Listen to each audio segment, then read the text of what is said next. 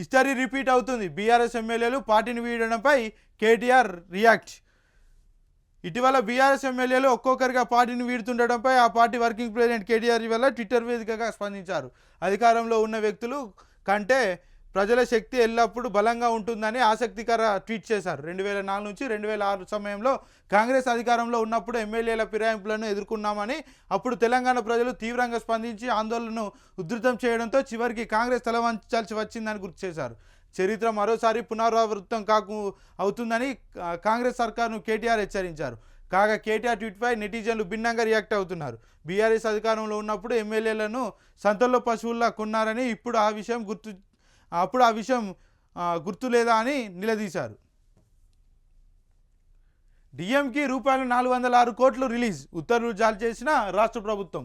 Director of medical ఎడ్యుకేషన్కు రూపాయలు 406.75 కోట్ల నిధులను రాష్ట్ర ప్రభుత్వం విడుదల చేసింది.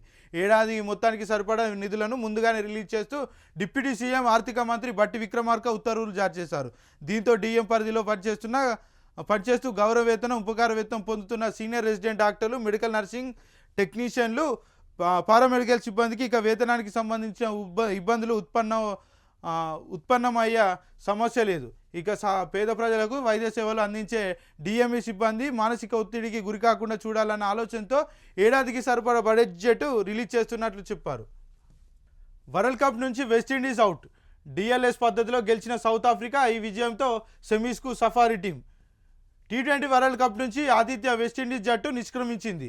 సెమీస్కు వెళ్లాలంటే తప్పక గెలవాల్సిన మ్యాచ్లో సౌత్ ఆఫ్రికా చేతిలో ఓడిపోయింది. సూపర్ 8లో భాగంగా ఇవాళ అంట్వీగా వేదికగా వెస్టిండీస్ సౌత్ ఆఫ్రికా జట్ల మ్యాచ్ జరిగింది. సఫారీ జట్టు టాస్ గెలిచి బౌలింగ్ ఎంచుకోగా విండీస్ మొదటి బ్యాటింగ్కు దిగింది.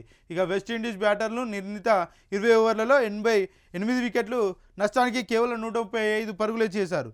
రోస్టన్ చేజ్ 52, కైల్ మేయర్స్ 35 ఇద్దరే రాణించారు. ఇక సౌత్ ఆఫ్రికా బౌలర్లు Tabraiz Shamsi 3, Jansen 1, Markram 1, Keshav Maharaj 1, Rabada 1 వికెట్లు పడగొట్టారు. అనంతరం 136 పరుగుల స్వల్ప లక్ష్యంతో బ్యాటింగ్కు దిగిన సౌత్ ఆఫ్రికాకు విండీస్ బౌలర్లు రస్సెల్ ఒకే ఓవర్లో ఓపెనర్లు ఇద్దరిని అవుట్ చేసి షాక్ ఇచ్చాడు. కానీ ఇంతలో వర్షం కారణంగా దాదాపు 1 గంట పాటు మ్యాచ్ నిలిచిపోయింది.